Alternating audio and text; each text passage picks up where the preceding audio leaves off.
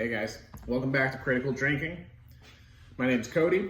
I'm going to be making you guys a cocktail today. Give you the whole rundown on what we need, why we need it, and then we'll get to the recipe and make ourselves a cocktail. So first things first, you want to get yourself a mixing glass. You can always use a pint glass. If you're in a real pinch, you can always just build your cocktail in the glass, add your ice, stir it, garnish it, and call it a day. But we have the tools, so we're gonna do it. You're gonna want yourself a spoon. There's a lot of great ones out there. I like this one personally. This is from Bull & China out of Portland. My favorite part about this spoon is the big heavy metal end on it. Great for cracking ice to put into your mixing glass there. Gonna get ourselves a julep strainer. Just don't need all the coils and everything in there. You're just stirring it. It's not like you're taking out fine little pieces of ice. Gonna need some syrup. Today we're gonna do a 1-to-1 Turbinado Syrup. Honestly, you can use almost anything. You can use maple syrup. You can do a brown sugar syrup. White cane sugar works just fine. But I have this one made and I like it in old fashioned, so that's what we're gonna use. Gonna need yourself some bitters. This one here is gonna be a 1-to-3 ratio of Angostura and orange bitters.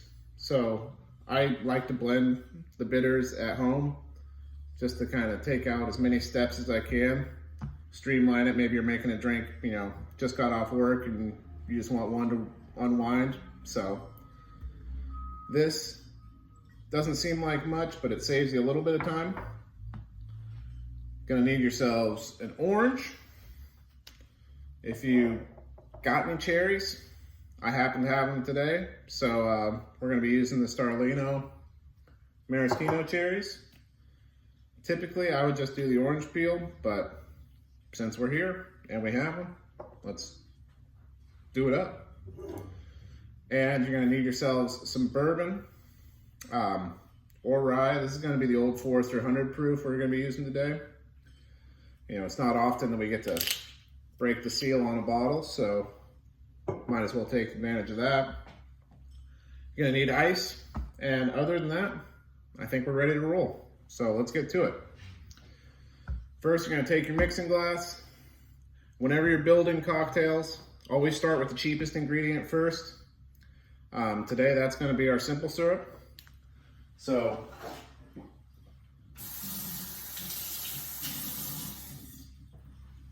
go ahead and grab yourself a jigger too. Forgot about that.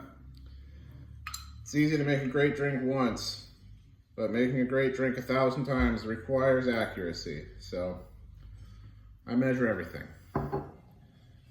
So we're gonna do a 1/4 ounce of that 1-to-1 Turbinado syrup. We're gonna do 3 dashes of our bitters. And that just eliminates the fact that I'm gonna use less bitters, but we're getting the same ratio, so it just helps out at the end, batching those out.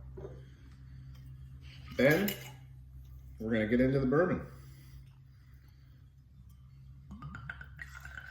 In old fashions, shouldn't be sweet. It should still taste like you're drinking alcohol. You're just using these ingredients to kind of round out the harsh edges of bourbon. So this should be a drink that, even if you're not a big whiskey drinker, you can still handle it. But if you are a whiskey drinker, you're still gonna like it because there's alcohol in it.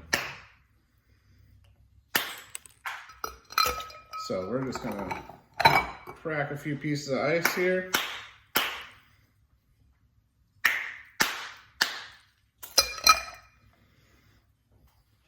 And honestly, that's enough right there. Just make sure your levels are right on here. These pieces here are a little high up, but you know what? We're gonna stir it and they're gonna go down. So when you stir, it's very easy to, kind of clank your spoon around and make a bunch of noise. It should be a pretty quiet thing. You're gonna wanna take the spoon between your two middle fingers, push with your ring finger, pull with your middle finger, and then just repeat. We should be where we wanna be with this though. Maybe just a little bit more.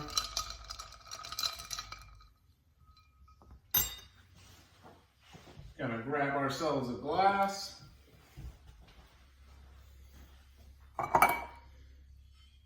I use some of the cloudier pieces of ice I had for the mixing itself. If you have nice blocks of ice in your house, go ahead and use those because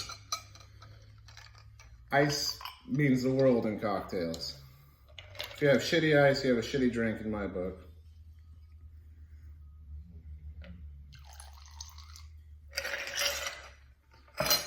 Get all the liquid out of there. Gonna go ahead, grab our peeler. I don't have my usual wide peeler here today, but this will show that you can improvise almost anything in cocktails. Got a nice orange peel here. Go ahead and express the oils over the top. Give it a little twist. Put it in there.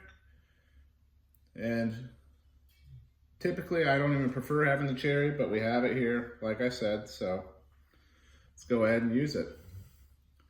So there we have ourselves a nice little old fashioned, done with the Old Forester 100 proof. It's quick, easy, one of my favorite, end of the night drinks. So there you have it. Thanks for tuning in, guys. Appreciate it. Have a good day. Cheers.